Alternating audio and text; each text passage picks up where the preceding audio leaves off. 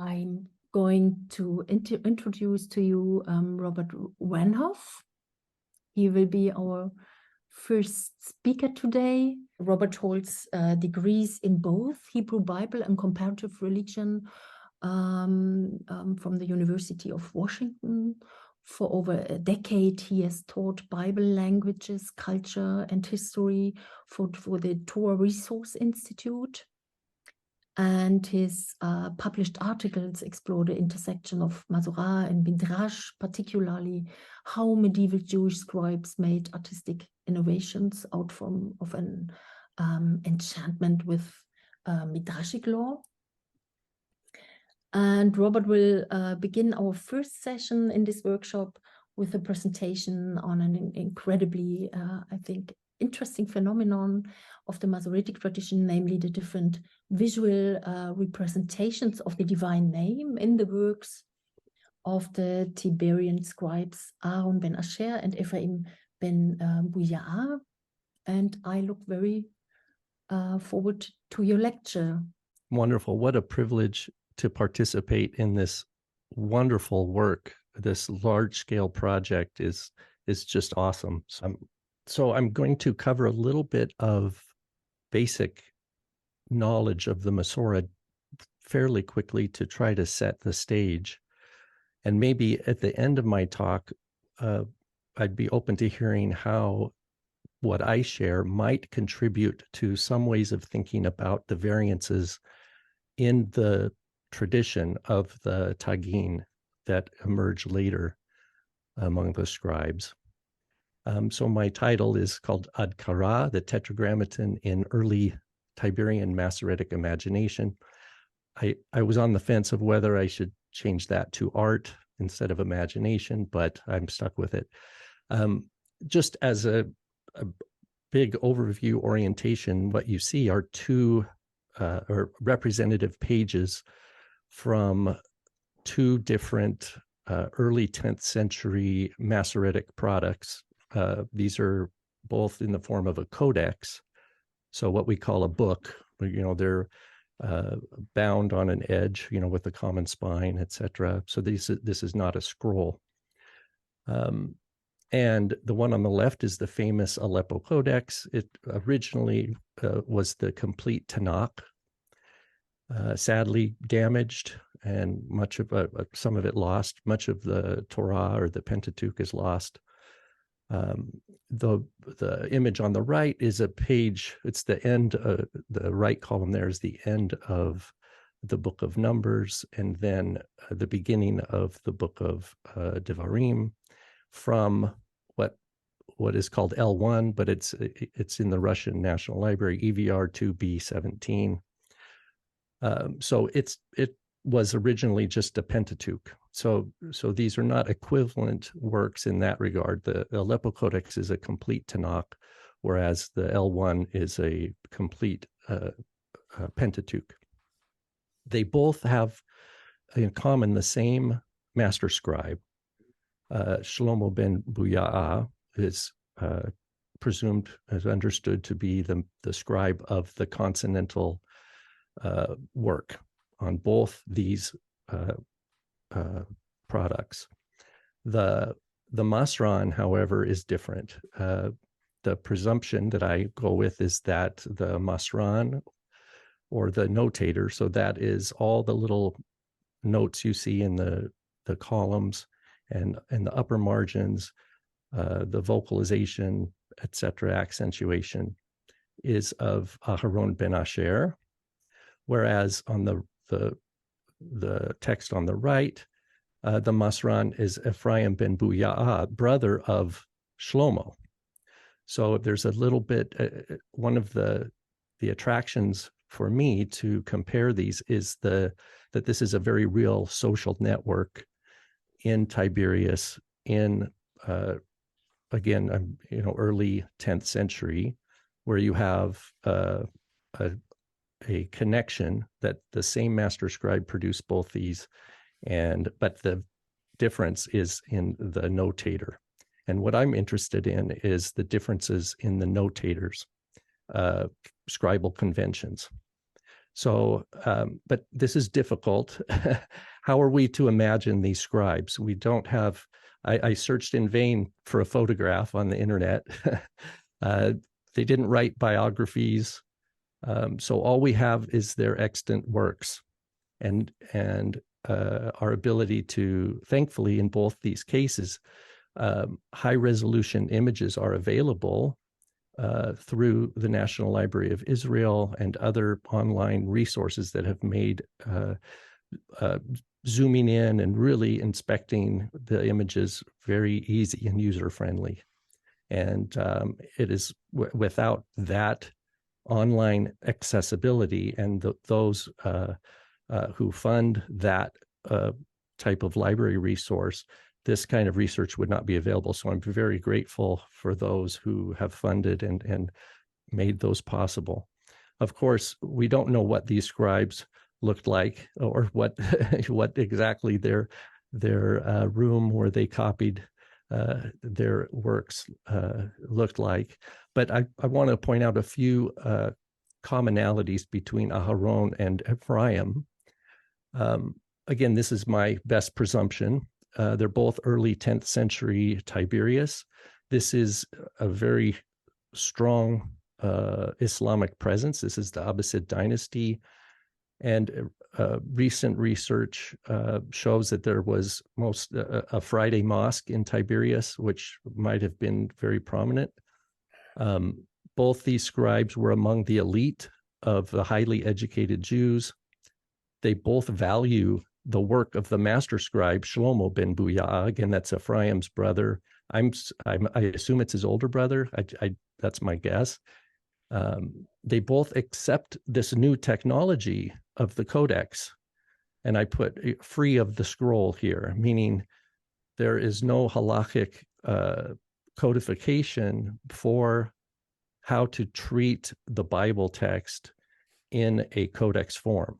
So there is a little bit of freedom from traditional constraint with the adoption of the codex. And it should be noted that Christian scribes and Muslim scribes had already been using the codex technology for a while. So there was a little bit of a lag in the Jewish scribal world to adopt the codex. And I think some hesitation probably with that as well. Both Aharon and Ephraim excel in their labor for the tradition, which we call Masorah. And they both approach the Adkarah, and this is a term that Aharon uses. I don't know if we have an attestation of Ephraim using this term, but Aharon uses it quite a bit to describe the mention of the name, Adkarah. It's Aramaic, of course. And so, but they both approach the Tetragrammaton with special artistic care. And that's what I want to look at today. But real quick, as a review, this from Jeffrey Kahn's introduction book. He lists some basic components of the Tiberian Masoretic tradition. And so I just want to review those. So the bulk of the Masorah, if you think of the Masorah as a body of tradition, it consists basically of these 8 components, according to Jeffrey Kahn. 1, the consonantal text of the Tanakh. 2, the layout of the text. So various aspects of what it display on the page would be. The indications of the divisions of paragraphs, accent signs, vocalization. So that's Ta'amim and the Nikudot. Notes on the text. And so this is the Masorah Magna, the Masorah Parva, or Gedolah and Ketana, which I'll show you examples of that coming up. Masoretic treatises that emerge in the Middle Ages. So those are books that are especially focused on organizing and kind of bringing different Masoretic, bringing the Masoretic tradition into a kind of encyclopedic form, and then an orally transmitted reading tradition. So the notes on the text is here, number 6 is what I'm going to be zeroing in on. Again, the source for this list is Jeffrey Kahn, A Short Introduction to the Tiberian Masoretic Bible. First, but before we look at comparing and contrasting Aharon ben Asher and Ephraim ben Buya'ah, I want to just show some examples from outside the Aleppo Codex and outside L1 to just see that the broader scribal tradition, roughly around the 10th century, had different forms of writing or addressing the Tetragrammaton in the Masorah Magna.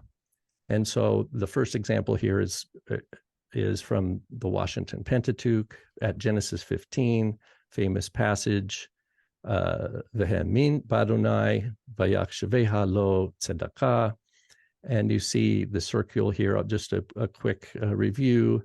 There are two, so that's the main text. And then what we have below are two different versions of what we call the MM or the Masorah Magna or the Gedolah list for YHWH.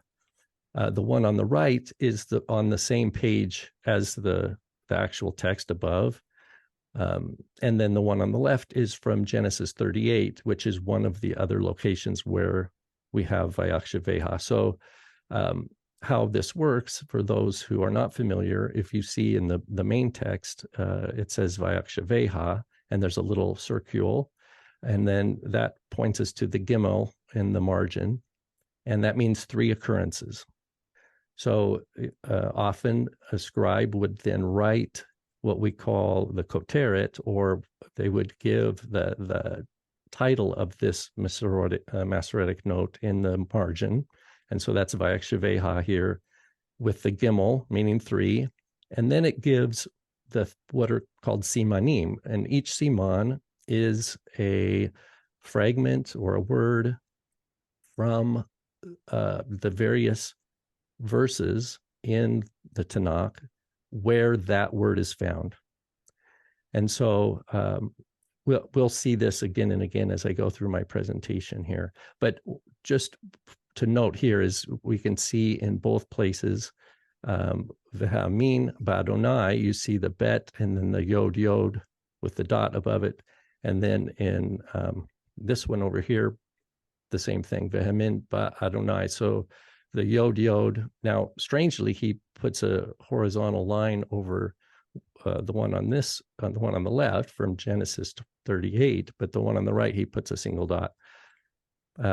Don't know why. I'm convinced it's the same scribe, just with some variation.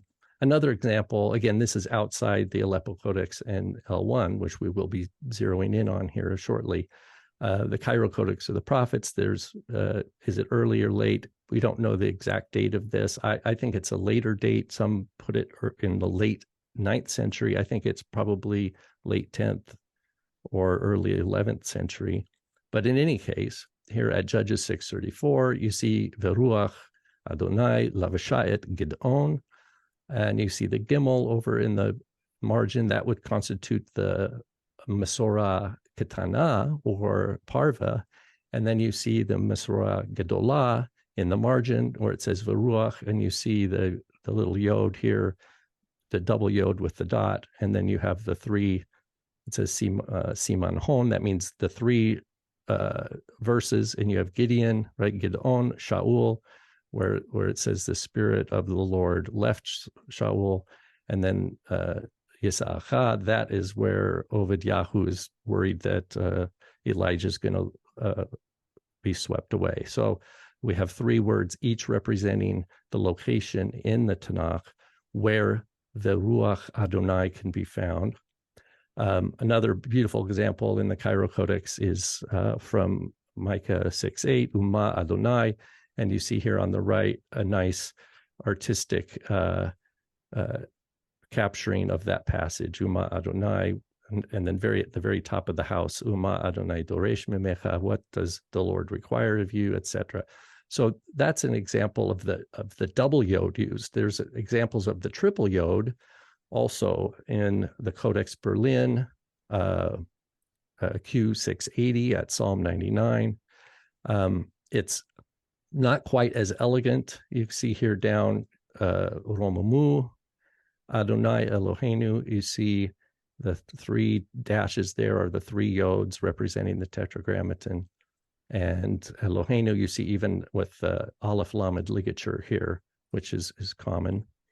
Another, one more example from British Library 9879, Psalm 1. On the right, you see Ki'im b'Torat Adonai chefetzo, and in the margin, we have a note concerning the accentuation, Ki'im b'Torat Adonai, and you see the three yods with the dot above the middle yod.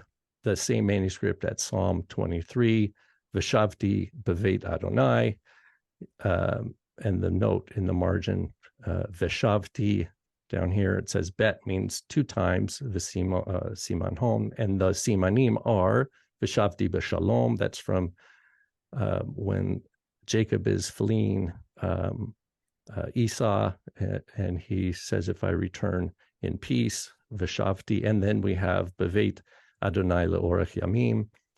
Again, the triple yod there points back to the Tetragrammaton.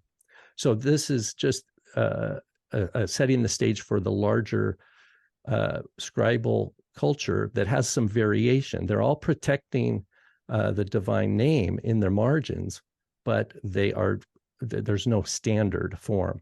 Okay, so now I'm going to move quickly here to go through some slides for each of the scribes we're going to focus on. The first is Aharon ben Asher. Again, these are from the Aleppo Codex. And a good example is from 2 Kings 19:4. You see, what you see at the top is actual, two lists side by side, and you see below what I've done is I've separated them so we could put them together.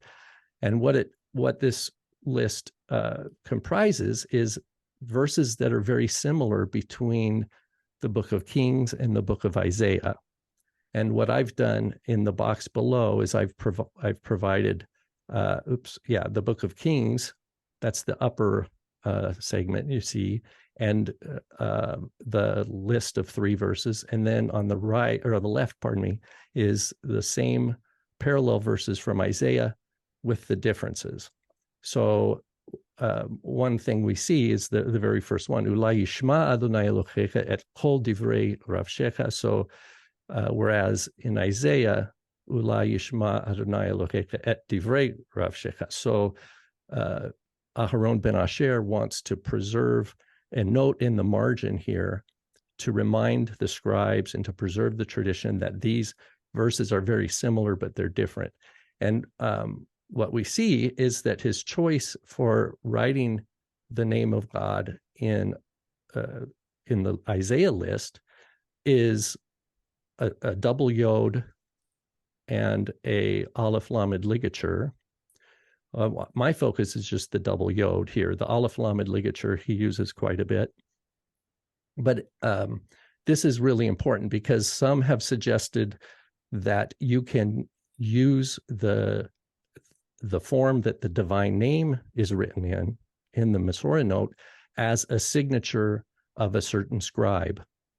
And this is evidence that is not a sufficient point of differentiation, because we have the same scribe writing parallel lists, and he shows his own freedom of variance. And that's very important. The same scribe can change his approach. Okay, so I'm going to move to another, trying to be mindful of time, another from Aharon ben Asher, Jeremiah 34:17, Velo shematem, 3 times, and here are the verses, and he does the same thing here. For Jeremiah 34:17, for that siman, he uses Amar Adonai, Atem, so he writes out the Tetragrammaton in its full spelling, but then the very next siman in the same Masoretic, he uses the double yod. So again, this would, for those who suggest that how the divine name is written is an index or a flag or a signature for a different scribe, or differentiating scribes, that is not the case. Another example from Psalm 115, on the far left, you see Yosef Adonai Elohecha. You see he uses the double yod. I didn't write the whole list out like I have in the others, but twice in this list, he uses the full spelling. And then for the third instance, he just decides to use the double yod. Finally, we learn that Aharon ben Asher also can use a third kind of creative mark grapheme for the Tetragrammaton. I've used it. I put a yod 6 and then apostrophe to try to accomplish what's in the upper left here, because I don't know how to put that into a digital form. But Yerivai is the koteret here, and it occurs 2 times. When he gives the siman for Jeremiah 18, he writes out the Tetragrammaton in full. When he writes the siman for Psalm 35:1, he gives a variant expression. And we see it again in Jeremiah 34:1. You see it, it's in the upper left of this block here, Beit Adonai. And another one, 2 Chronicles 8:11, you see Beit Adonai in the lower left here.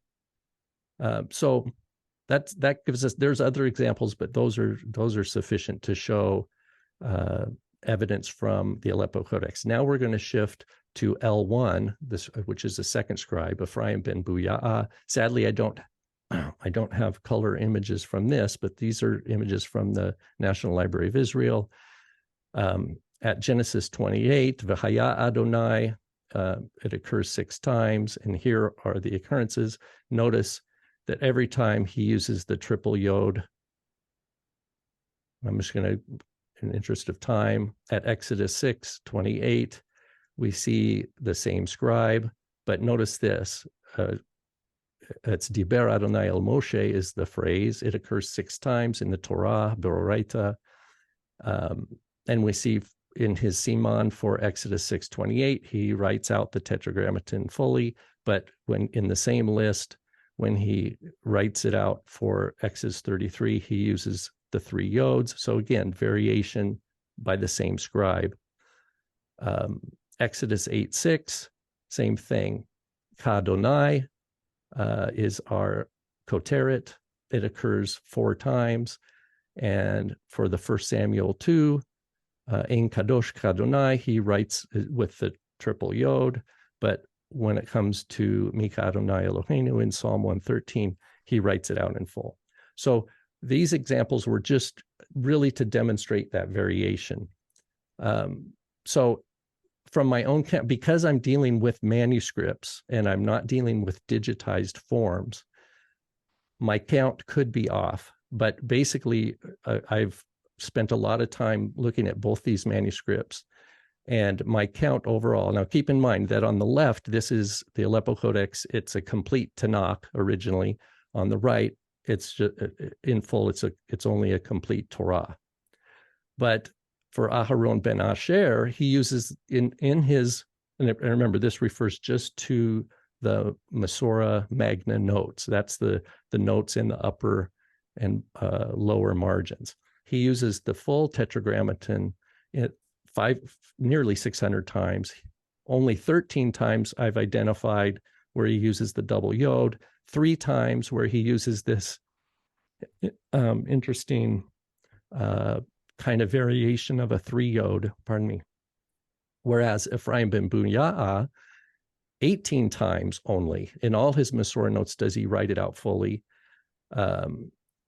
270 times he uses the triple yod. So that's his preference. 1 time yod hey, and then twice in his colophon yod vav yod, which I think is influenced by the midrash of the number 26. So just to wrap it up though, why such variation with everything we've looked at? Recall, there's no halakha that is constraining these scribes. So one possibility, simple inattentiveness. They just are inattentive. I don't think that's a good answer. You could say they're different scribes, but I've demonstrated that they can't be different scribes in these cases because it's in the same list. we have the same scribe shifting his convention within a single note. So number 3 is maybe the variation is due to a desire to express a particular midrashic tradition. I think that's a possibility. 4, another possibility for the variation is to assert a difference. That is to deliberately encode a ritual practice different than a rival scribal school. 5 is using the fact that there is no halakha as a springboard for improvisation or individual creativity. So I would just ask, is this study helpful for thinking about creative variances that emerge later in the scribes of STaM? And finally, I would just, for those interested in some good books, Yosef Ophir's The Masorah on Scripture and Its Methods. I think it recently came out in a paperback, so it's really affordable for those who want to dive into the world of the Masorah.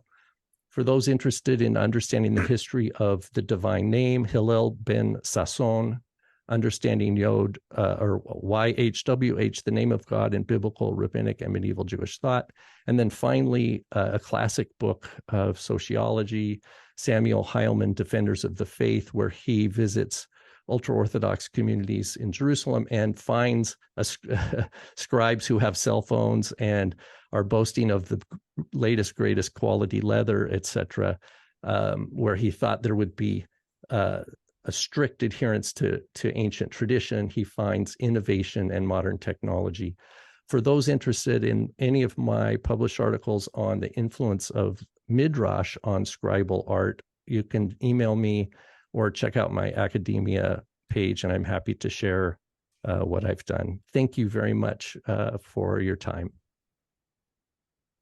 Yeah, thank you very much, Rob, for this really fascinating and yes, I would like to open the stage for questions and comments. And I've seen already Nehemiah Gordon, who is also involved in this kind of research about writing the name. Oh, here is okay. So I'll just make a comment here, which is very interesting, Rob. Great paper. So I have to suspect here that the colophon might be fake. If the only time he uses Yud Vav Yud is in the colophon, then that makes me a bit suspicious.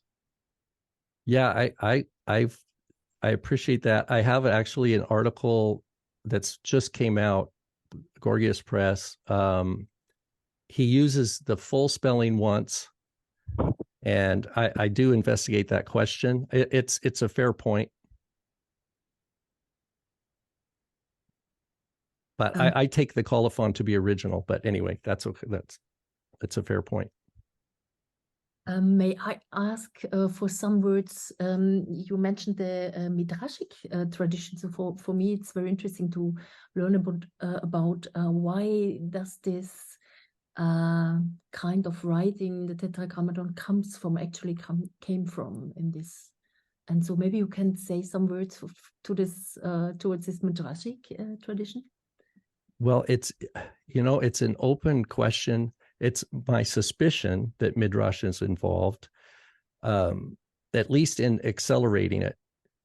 We know from for example, the Dead Sea Scrolls, there were places where I think it's the community rule. The only time where the Tetragrammaton is cited is a passage from Isaiah in the middle of the whole scroll. And instead of the Tetragrammaton, there's 4 dashes. Mm-hmm. And there's other examples among the Dead Sea Scrolls where 4 dashes were used. Also from the Dead Sea Scrolls, there are places where the Paleo-Hebrew letter styling is used for Adonai, for Yod He Vav He, for Elohim and Tsevaot, etc., not just the Tetragrammaton. And then later we have Aramaic incantation bowls that have citations of scripture such as Zechariah and Nehemiah and Deuteronomy and Numbers, all of which, there are many bowls that have the normal, the full spelling, but we have bowls that use 4 yods. So 4 yods. But again, there's no midrashic tradition tied or expressed with those. I wonder if it's a kind of blend. There's no halakhic constraint, for one. And so the scribes are expressing variants, but they're all preserving, they're all treating it sacred, but they're ritualized, or how they've been trained, or whether it's their own innovation. They feel maybe some freedom. I think that the best explanation is that there are some midrashic rationale. I think there are some midrashic explanations given, but they're later in date, so they might be after the fact, made up or invented to explain. It's a difficult question. I have a paper that I published for the Festschrift for Professor David Marcus. I think he's online today. Hi, David. And I think Annette, originally when I sent you an abstract, it was for that Isaiah 9:6, that closed mem that's in the middle of the word. But that article's available online. And I make the argument there. I scour many, many manuscripts, and I argue that that has a midrashic motivation behind that placement. And that was one of my first studies to try to explore that. So I'm open to any thoughts or any sources that people know of that I am unaware of. I think. Question, yes. Yes. I think that Aaron Ben Asher really used to write the 4 letters of the tetragram, and all other places may be explained as a lack of place, or some way to correct a mistake of his own in an elegantic way. For example, in that case, I think that he had written in the beginning, Ulai Yishma Elohecha. He skipped the name of God, and then when he wanted to correct it, he just erased the Aleph Lamed and wrote them together, and then he had some room to put the 2 yods without hanging them above or something like that. I think that's fair. Thank you, Yossi. I know, but some of them, it's at the end of the list. So maybe it's also true that if he uses 2 at the far left, he wants to keep a left margin. Yes. And so he doesn't want to write all 4 letters, so he keeps it short. Thank you. Yeah, that's very interesting questions, but I'm afraid we have to go further in our session. So thank you very much, Rob, for this really fascinating talk. And